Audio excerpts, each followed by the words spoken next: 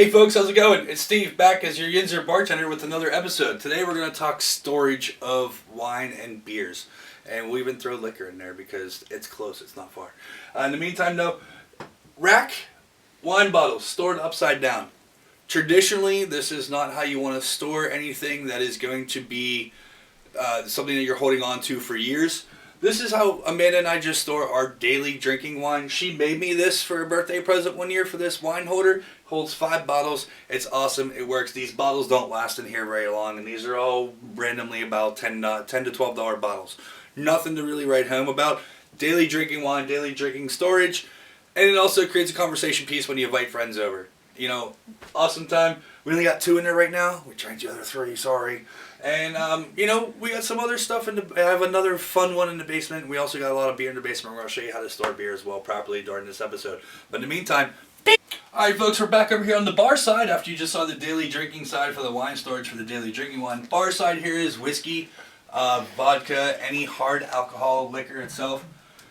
Once you open your bottle, you're not going to drink it all in one night. Well, okay, I haven't recently, but it's been known to happen. But in the meantime, though, there's always going to be some left over. Good whiskey, comes with a nice cork. Back in the bottle, make sure it's in. If you're aging this bottle and only drinking a little bit at a time, you have a super rare bottle. Make sure you just want to go like this about once a month. Keep the cork wet in your whiskey. That way the cork doesn't dry out, and then you go open your bottle one day and the cork comes off, or the top comes off of the cork, or the cork just disintegrates into the bottle. Then you have to filter it through a cheesecloth because you're not going to waste whiskey. We know that. Pretty much that's how it goes. Any hard liquor, you're gonna do that. We have, as you see, we have several bottles over here, and only one of them is not open. The rest are open and they're going. Also, we have cider right here. We have a bottle of the Threadbare cider. You can store this out or in the fridge. It really doesn't matter. And the thing with wine and cider and whiskey and beer, light is your biggest offender. You want to keep it out of direct sunlight. That's the only thing that's really going to mess with your liquor. Is it's heat and cold really do not mess with it. Heat will age it quicker. Cold will age it less. But we just keep this bottle out when Amanda wants to drink it. We'll just pop in the fridge for a couple hours, and boom, she's ready to go. But in the meantime, folks, we're going to move again, and we're going to go down to the beer cellar. So we'll be right back. Alright folks, continuing on with this episode, you already saw your daily wine storage. We saw how the proper way to do your whiskey and hard liquor storage. Now this is the fun cellar. This is where I like to have fun. I like really good beer. I like beer that gets better with age.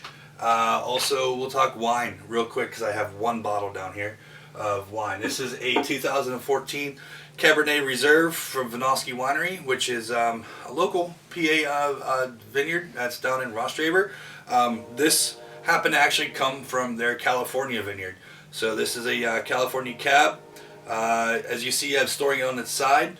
Cork maintains really nice moistness and so forth, and I can look through the bottle and see that it's moving up the cork nicely.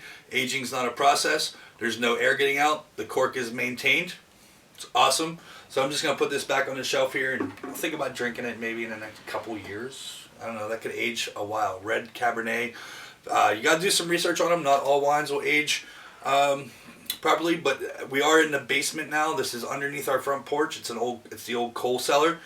So it maintains 60 degrees or less year-round. Wintertime it's colder. Summertime it's maybe 65 degrees in here, but for the most part it stays maintained. I like some big stouts, barley wines, and so forth. Ageable. I have 5 beers over here. These are all from the same brewery. This was some of the releases. This is from Fury Brewery. This was their Dad's Nuts release. I have their Fury of Darkness release. I have all the variations of the Fury of Darkness release. These are all bourbon barrel-aged stouts and barrel-aged ales, so that they will age well.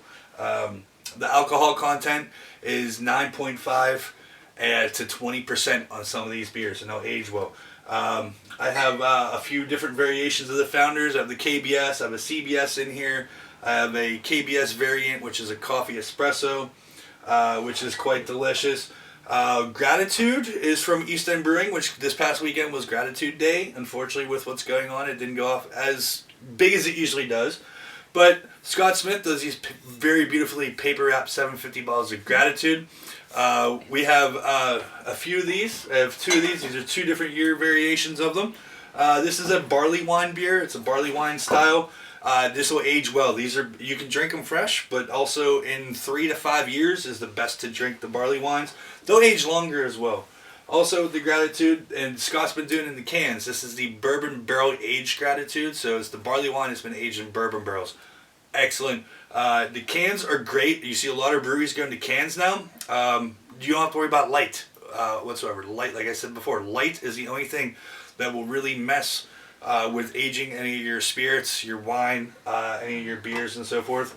A few different styles of beer we have. We have what's considered a cask condition or wild ale, which is done with the cork tops. This is a wild elf from Trogs. This is basically a variation of the Mad Elf, but this was aged in bourbon barrels. So this will get you going. It's amazing. One of Amanda's favorites. I'm not allowed to drink that one. It's hers, and she might share. I have a wild saison style. This is from Dogfish Head. It's a saison wild yeast. So it's an ever-living organism. It'll keep it going with age. It's awesome. It'll taste better in a couple years. It might taste good now. I mean, again, when you open the beer is when you feel like opening it. Where did you buy that? That beer, though, by the way, the Dogfish Head beer, I did buy at the brewery, exclusive. It's not something you find in PA very often. Another fun exclusive, I have a few years of this, is the Bourbon County Stout from Goose Island. I have the 2017-18. I bought a couple 19s, but drank them, but I know I can get more, so I can replenish for my aging stock there. You guys like Great Lakes beer? Everybody loves Great Lakes. I'm one of a few people in Pennsylvania that have these because I go up every year. It's a brewery release only at Great Lakes Brewery. Everybody loves their Christmas ale. Well, this is the bourbon barrel aged Christmas ale in a 22-ounce bottle. They are numbered. They are out of 5,000. This one is bottle number 99 out of 5,000 from 2018. The 2019 is bottle 179 out of 5,000. Again, this is a brewery release only. The Wednesday before Thanksgiving, for your information. If you ever want to take a trip up there, you'll see Amanda and I in line at 9:30 in the morning for when they open up at 10. This is a new edition. I bought this the other day while we were out and about. The Bo and Luke Dude. This is Imperial Smoke Stout that's aged in bourbon barrels. So that one is a 2019. We're going to hang on that for a couple years and wait to drink that. I have a Hunapanu. This is from Cigar City. It's a bourbon barrel aged stout. This is the 2018. Again, and then Amanda and I go down to Dogfish Head every year. One of the best things about going to Dogfish Head is they have a section where you can buy aged beers, and you know they were taken care of because they're from the brewery. This is one of my favorites, the Miles Davis Bitches Brew, which is a stout. It's amazing. This one happens to be the 2011 version, so yeah, we're 2020, so we're 6 years old, or 9 years old. This is 9 years old right here. So, I will probably crack this open and drink it all myself over probably a 2-hour period, and I will probably listen to Miles Davis Bitches Brew album while drinking the Bitches Brew. It's one of my favorite things to do. And the Jester King. This is a saison as well. This will be light and crisp. It's a low alcohol content. It's a 5.3 ABV. It's a fruited saison. It's delicious.